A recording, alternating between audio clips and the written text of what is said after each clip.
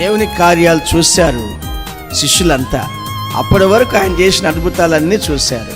కానీ ఏం లాభం? పరీక్ష వచ్చింది. పరీక్షలో పరీక్షలో వారు ఓడిపోతున్నారు.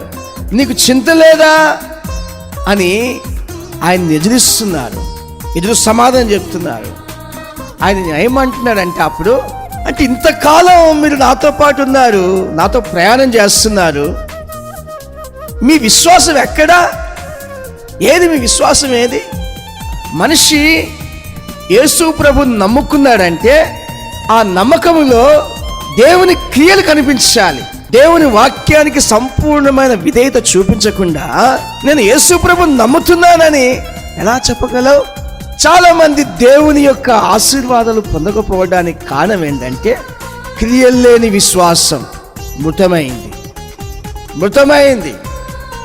క్రియలు కలిగిన విశ్వాసం సజీవమైంది.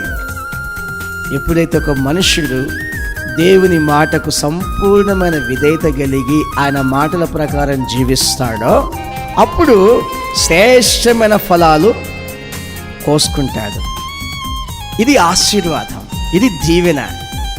నా ప్రియ సహోదరులారా, మన విశ్వాసం కార్యసిద్ధి కలగజేస్తే గనక దేవుడు చేసే అద్భుతం అంతా ఇంతా కాదు, మనం ఊహించలేని గొప్ప కార్యాలు మన జీవితంలో చూసుకుంటాం.